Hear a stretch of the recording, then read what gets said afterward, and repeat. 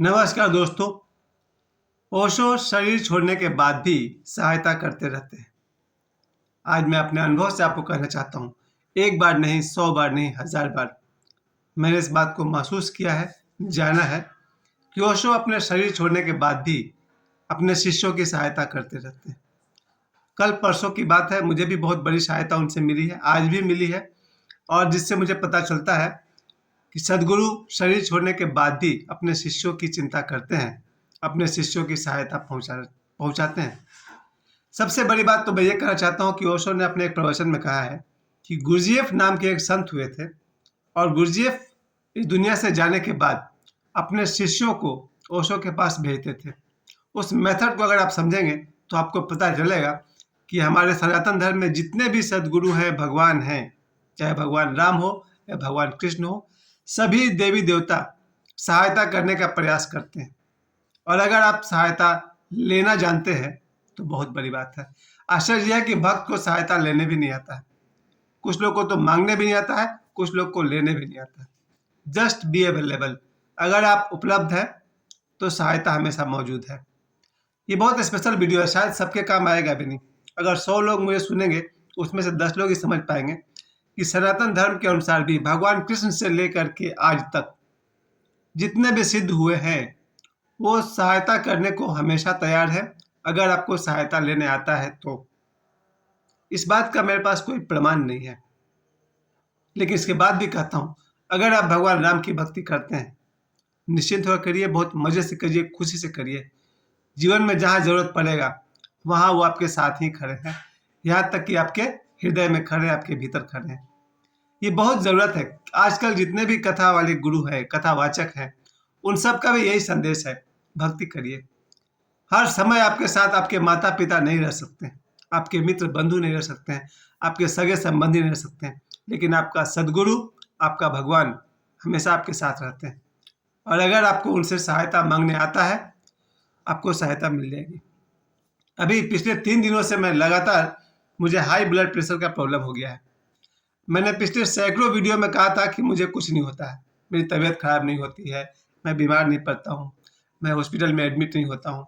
लेकिन अहंकार से बड़ा शत्रु दुनिया में कुछ नहीं होता है। मेरे ईगो ने मुझे डुबाया।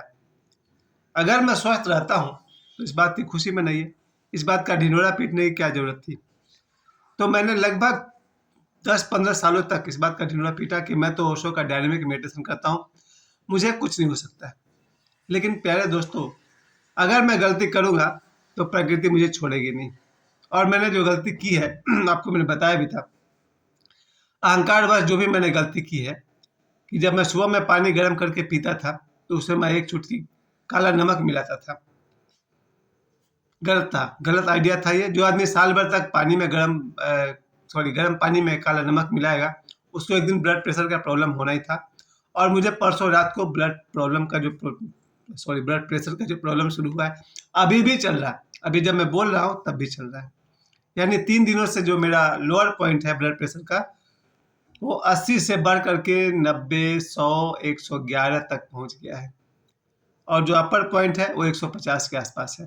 खैर, जो लोअर पॉइंट 80 होना चाहिए था वो अगर 111 है तो मेरे से आदमी के लिए चिंता की बात है, जो कहीं बीमार नहीं पड़ता था। तो आजकल मैं इतना अभी बोलने में भी गलती कर दे रहा हूँ, लेकिन फिर भी ये संदेश देना बहुत ज़रूरी है कि बीमारी गलतियों का परिणाम है। हम सब अगर बीमार पड़ते हैं, किसी और बाहरी शक्ति के कारण नहीं पड़ते होंगे, अपनी गलती से पड़ते होंगे। मैंने गलती की है, मैं भुगत रहा हूँ, आप सब भी। लेकिन इस गलती में मैंने एक बात ज़रूर महसूस किया कि जब मुझे परसों 11:15 रात को मुझे जब ब्लड प्रेशर बढ़ा अचानक, उस समय से लेकर के मुझे लग रहा था कि अपने सदगुरु को, ओशो को मैंने बहुत याद किया और मुझे उनकी सहायता ही मिली। उसके बाद भी मैं परसों सुबह भी मैंने डायनेमिक मेडिटेशन किया। डायनेमिक मेडिटेशन बहुत ही हार्ड है। उसमें कपालभाति होता है, भस्त्रिका होता है, हु मंत्र का उच्चारण होता है और बहुत सारा आपको अपना जो दमित है उसको बाहर निकालना पड़ता है। इतने हार्ड एक्सरसाइज करने के बाद आपका ब्लड प्रेशर बढ़ेगा ही बढ़ेगा। मुझे लगता था कि मेरा ब्लड प्रेशर जो बढ़ा हुआ था, डायनेमिक करने के बाद और बढ़ गया। उसके बाद भी कल सुबह मैंने डायनेमिक मेडिटेशन किया। आज सुबह मैंने डायनेमिक मेडिटेशन किया और मैंने देखा कि परिणाम स्वरूप मेरा जो बीपी का लोअर पॉइंट है वो 111 है। गलत है, गलती किया मैंने। इसलिए आज मैंने महसूस किया कि ज़रूरत से ज़्यादा ईगो अच्छा नहीं होता है। इसका जो दूसरा पार्ट मैं आपसे कहना चाहता हूँ, यही कहना चाहता हूँ, ठीक है, सदगुरु मेरी सहायता करते हैं, लेकिन अब सदगुरु मुझसे यही कह रहा है कि भगवान बुद्ध की तरह मैं बैठकर विपश्यना ध्यान करूँगा, निष्क्रिय ध्यान करूँगा, सक्रिय ध्यान नहीं करूँगा। वापस मैं लौटना चाहता हूँ अपनी बात पर कि ओशो अभी भी सहायता करते हैं। गुरजीएफ क्या करते हैं? गुरजीएफ को भी दुनिया से गए हुए आज 70-80 साल हो गया। गुरजीएफ मरने के बाद, चलिए आप लोग के लिए आसान भाषा है इसलिए मैं यूज़ कर रहा हूँ।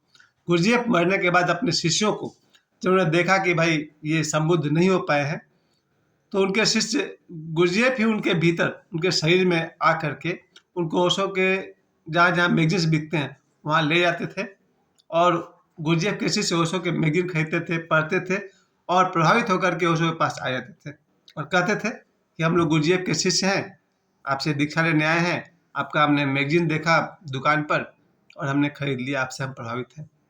बाद में ओशो ने बताया कि बात ये सच नहीं है। सच ये कि गुरजीएफ अपने शिष्यों को मेरे पास भेज रहा है। आज जो मैं बात कर रहा हूँ आपसे कि गुरजीएफ अपने शिष्यों को ओशो के पास भेज रहा है ताकि वो ध्यान सीख करके संबुद्ध हो जाए, उसी तरह से ओशो भी अपने शिष्यों पर मेहनत करते हैं और संभवतः सारे गुरु, सारे भगवान किसी न किसी जीवित गुरु के पास भेजकर हमारी सहायता करना चाहते हैं। आज का वीडियो आप सभी के काम का तो नहीं है, लेकिन मैं अपने बल पे एक बात जरूर जानता हूँ कि अगर अपने जीवन में कहीं भी भगवान राम से प्रेम किया है तो उनकी सहायता आपको जीवन भर मिलती रहेगी। अगर आप कहीं भी भगवान हनुमान से प्रेम करते हैं तो उनकी सहायता आपको हमेशा मिलती रहेगी। और भगवान कृष्ण वो तो प्रेम के अवतार हैं। अगर आपने कहीं भी भगवान कृष्ण से प्रेम किया है तो उनकी सहायता आपको मिलती रहेगी। संदेह क्यों होता है? संदेह इसलिए होता है कि हम सब गलत कर्म भी करते हैं और उसके जब फल भोगते हैं तो कहते हैं भगवान साथ नहीं दे रहा। ये है सबसे बड़ा निगेटिव पॉइंट। हम भगवान से सहायता ही मांगेंगे और हम गलत काम भी करेंगे तो गलत काम का फल तो भोगना ही पड़ेगा। यही तो ईश्वर का सबसे बड़ा नियम है, प्रकृति का नियम है। प्रकृति यानी कि ईश्वर, यानी कि भगवान राम, यानी कि कृष्ण, आप जो भी कहना चाहें, भगवान शिव। हम गलत काम भी करेंगे और जब उसका दुख भोगेंगे और कहेंगे कोई भगवान हेल्प नहीं करता, लॉजिक ही गलत हो गया। फिर से सोचिए, जितने भी मेरे दोस्त हैं, रिलेटिव्स हैं, सबको यही लगता है कि कोई भगवान मदद नहीं करता।